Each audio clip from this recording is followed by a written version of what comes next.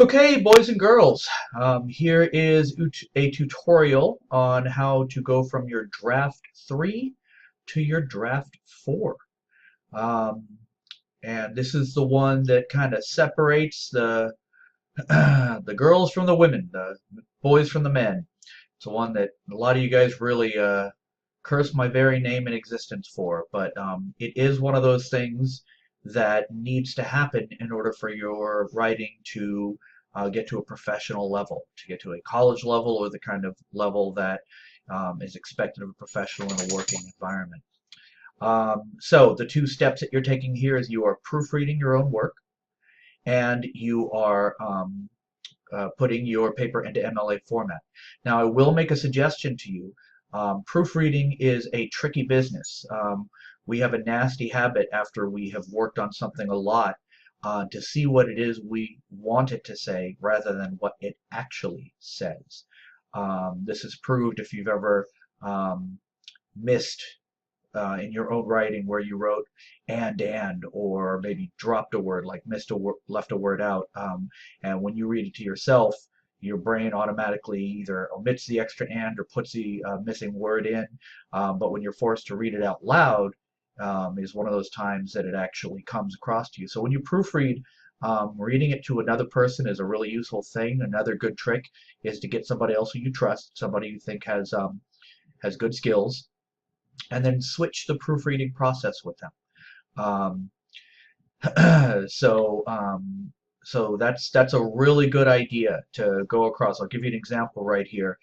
If you've been looking at your own paper for too long, you might not notice that there's an extra space here before the period. You should never have space before punctuation of any kind. Space, period, space, comma, space, quotation, anything. Should never be a space for that. The one example is opening quotes. For example, right here. This is the beginning right there, so you have a space before that, but at the end over here, notice you don't have a space, even though I do have a that 3, there's not a space between the footnote 3 and the end quotes. And that's the kind of thing that often you won't see yourself, but somebody else will see. So you're going to proofread, and you're going to look for boo-boos like that and fix everything you can. But you're also going to go through my banned words list, and you are going to eliminate everything that you need to. And I'm going to go through that process now with this copy from Blair's paper because there's a lot of tricks to it. The one that a lot of people really hate is this one right here. You are allowed no more than 2 uses of to be in any one paragraph. Okay. Now, first, let me tell you that with this rule and with all of these rules, um, that does not apply either to the prompt or to anything that you are quoting. Now, this is unfortunately not the best draft. There's only one um, bit of evidence of an actual citation in here. Um, but if it does say to be in here, if it says well or thing or good or a lot, that's okay. Okay, you do not need to change that. Everything else, though, everything that you're writing, the banned word rules apply. Okay, so first let me show you how to find forms of to be. There's a really neat trick here in Google Docs. You go ahead and press Control and F, and then you go ahead and just go through the list. So you go space, am, and another space. And fortunately, I noticed that there are no ands here in Blair's paper. So now I go to the next one. I go space is space. And now I'm seeing a bunch of them here. Okay. Now, I'll tell you again, you don't need to change anything that's down below here.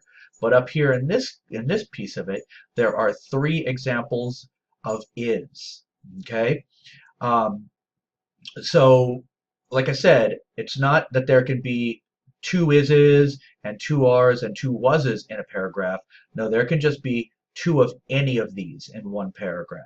So 1 is and 1 are, and you're okay, but anything beyond that, and you're in trouble. So it'd be a good idea to get rid of all 3 of these if I can. So let's look at all 3 sentences and see if this is an easy fix or not.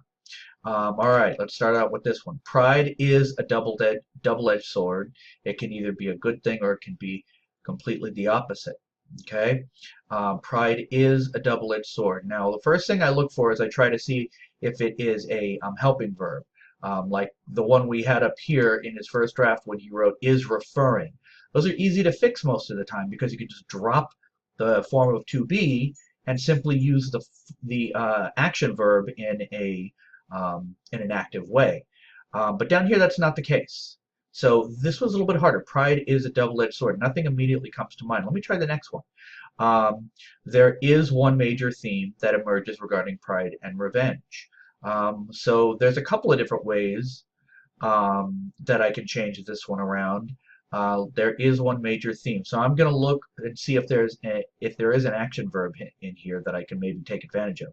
There is one major theme that emerges. Aha, emerges. So there we have the action. So let's see if I can reword this to simply focus on the action and get rid of this. There is one major theme. Let's try this. What if I were to say one major theme emerges regarding pride and revenge? Look at that. This is one of the reasons why I don't normally give you guys word counts, because most of the time you guys use words where they aren't necessary. One major theme emerges regarding pride and revenge. That's quick, that's to the point, and it really does what I want it to. And no longer do I have to worry about a form of to be. Let's look at the next one down here. Oops, I saw another little boo-boo, because again, that's what proofreading is. It's making it all beautiful. So that 5 should be right next to the previous sentence, so I'll fix that real quick. The major character, a ruthless killer, is seen as the villain in the story. Aha. So here's one of those examples where I have a to-be verb right next to an action verb. So let's see if I can restate it without saying is seen. The major character, a ruthless killer, is seen as the villain of the story. Now this is what is called passive voice. It's going ahead and taking the action away from the person doing the action. So here's what I ask myself. I says, is seen. Well, who's doing the seeing? Who's doing the seeing? Well, we are, right? So readers see the ruthless killer as a villain. So let's go ahead and add us in there. And that way we don't have to say is seen. Let's see. The major character, a ruthless killer, is seen as the villain of the story. It's us who are doing the seeing. So what if instead we were to say the reader sees the major character as a villain? Let's try that. The reader sees the main character, a ruthless killer, as the villain of the story. So look at that. I managed to get rid of 2 forms of to be. I have 1 left, and this is the one that's a little bit harder, but I'm going to see if maybe I can get away with that one in there. All right, so far, I don't have any forms of am, and I only have 1 form of is. So now I'm going to go back up here, and I'm going to look for the rest. I go are. I see 1 form of are up there. Hate and revenge are just some of the examples of these negative natures. So let's really quickly see if I can get rid of that one. Hate and revenge are just some of the examples. Hate and revenge. Okay, so that's one of those hard ones because it is actually using to be, are some examples. There's no action going on right there. So might see if I can get away with making is and are my only ones. Let's try and see if there's another form of to be. Was. Okay, that's down in my other one. So far I'm still safe in this paragraph, but those are 2 in that one. Now let me take a look at this one. Oh, hey, look at that. Remember what I said? If it's in your quotation, it doesn't matter. So technically speaking, there are no forms of was in my writing. I'm going to keep going here. It's looking pretty good. Now we try were. I don't have any cases of were. How about be? Ooh, so now I'm a little bit worried. Pride is a double-edged sword. It can either be a good thing or it can be completely the opposite. Now remember, we have is already up here, and we have are up here. Now there's 2 more forms of to be. So this is definitely too many. This is 1 sentence right here with 3 forms of to be. So let's see if we can play around with this a little bit. Pride is a double-edged sword. It can either be a good thing or it can be completely the opposite. Well, the second one is actually pretty easy. Watch this. Pride is a double-edged sword. It can be a good thing or completely the opposite. So boom, we got rid of that one right there. That one wasn't too hard, but I'm still left with three examples. I've got is right here, are right there, and be right here. So let's see if I can get rid of this first be. See this one right here is a little bit like that one. Excuse me, like this one. So that one's kind of tricky. So pride is a double-edged sword.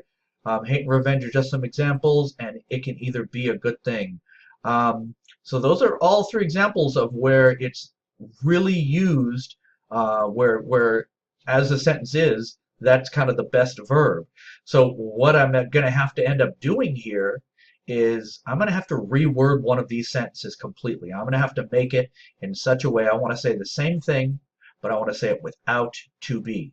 I'm going to focus on this sentence right here because that's one sentence with two forms of to be in it. And like I say, I have an issue with the use of to be. So let me take a look here. Pride is a double-edged sword. It can either be a good thing or completely the opposite. Let's see. Let's see. How about this? Pride represents a double-edged sword. Look at that, boys and girls. I just kind of thought about different verbs that might work. I found one. And at least so far, I'm still with two forms of to be in this paragraph. Now, there's only one more down here. Let's see if I get away with it. Let's go with been. No examples of been. So, hey, I'm a happy camper now. I've got all of those guys in there. I've taken care of it. I have two forms of to be in here. I have two forms in here, but they are only in the quotation, so they don't even count. So I'm done with this guy right here. All right, good. So the next ones I do are down here in usage, contractions. Now this one's a little bit difficult. It's easy if you spell correctly all the time, because a contraction will always have an apostrophe. And it's easy to find them by just going ahead and using Control F and typing an apostrophe up there and just seeing what's there. But I'm not seeing any.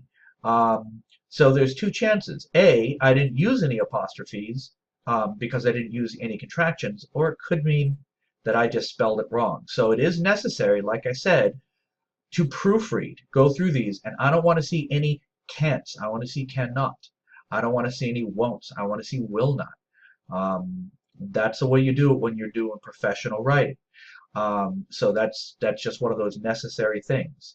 Writing words in all capitals, that's kind of easy to spot, but that's a no-no. We don't do that. If you actually want the word to sound bigger, you need a bigger word. Get a syllabus and look up a better word for that. Referring to yourself if at all is at all avoidable. There are some prompts that actually ask you to give your opinion in terms that you have to say I.